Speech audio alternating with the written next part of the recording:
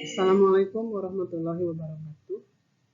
Pada kesempatan kali ini kita akan membahas tentang sel, terutama tentang organel-organel sel, baik pada sel hewan ataupun pada sel tumbuhan. Seperti yang kita ketahui bahwa sel itu merupakan unit makhluk hidup, penyusun makhluk hidup, bahwa sel yang ada berasal dari sel sebelumnya. Semua makhluk hidup tersusun atas sel. Kemudian sel merupakan satuan unit struktural, unit fungsional, dan unit hereditas dari makhluk hidup. Yang pertama kita akan bahas tentang sel hewan. Ini adalah struktur gambar sel hewan secara 3 dimensi. Sel hewan terdiri dari beberapa organel yang berbeda dengan pada sel tumbuhan. Bagian luar dari sel adalah membran sel. Kemudian di bagian dalam terdiri atas cairan yang dikenal dengan nama sitoplasma, dan di sitoplasma ini tempat beredarnya organel-organel sel, kemudian juga tempat terjadinya reaksi metabolisme. Organel sel diantaranya yang pertama ada inti sel, kemudian ada mitokondria, ribosom, retikulum endoplasma, badan Golgi, kemudian ada sentriol, lisosom, dan yang lainnya. Struktur umum dari sel hewan. Organel adalah bagian kecil dalam sel dengan fungsi khusus.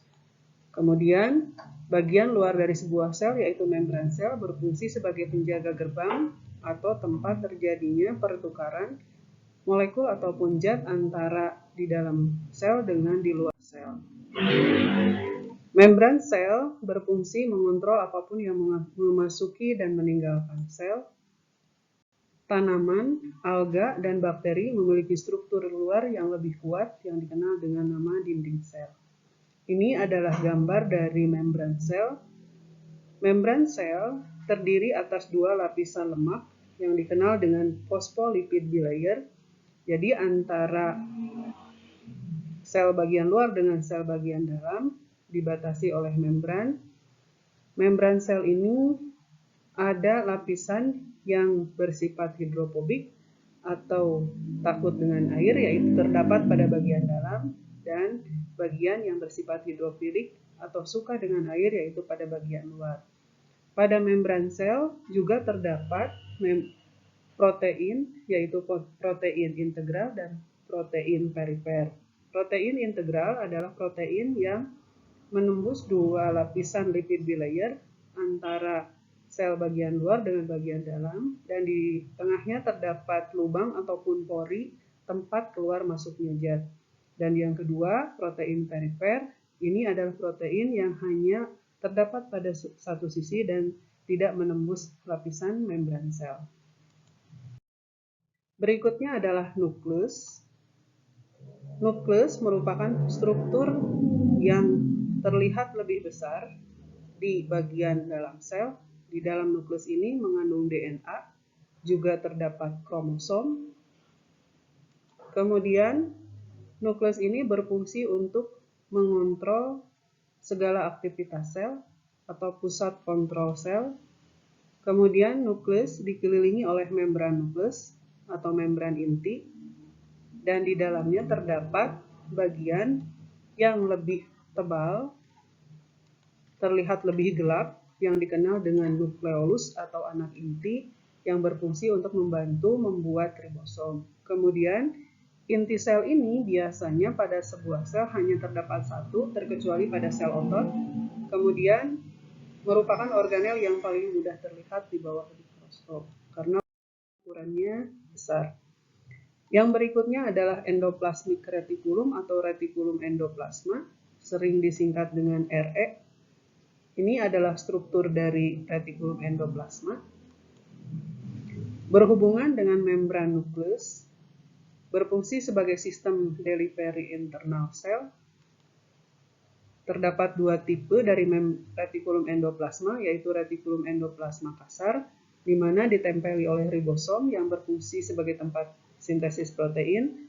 Yang berikutnya adalah retikulum endoplasma halus, karena Di sini tidak ditempeli ribosom dan berfungsi sebagai tempat sintesis lipid atau lemak. Berikutnya adalah ribosom. Ribosom terdapat pada semua sel baik prokariotik maupun eukariotik. Tempat sintesis protein ditemukan berikatan dengan RE kasar atau berada bebas di sitosol. Diproduksi di bagian nukleus yaitu pada nukleolus. Ini adalah struktur dari ribosom, di mana ribosom ini terdapat dua bagian yaitu subunit besar dan subunit kecil. Disinilah tempat dibentuknya protein atau polipeptida. Selanjutnya adalah Golgi apparatus atau badan Golgi. Ini adalah struktur dari badan Golgi, di mana terdiri atas lapisan yang bernama sisterna. Berfungsi menyimpan dan memodifikasi serta mengepak protein. Molekul ditransportasikan dari Golgi melalui pembentukan vesikula, yaitu bagian-bagian gelembung-gelembung kecil. Selanjutnya adalah lisosom. Lisosom lebih dikenal sebagai organel pencernaan intrasel, karena di dalam lisosom ini terdapat enzim digestif yang berfungsi untuk memecah limbah sel. Berikutnya adalah mitokondria.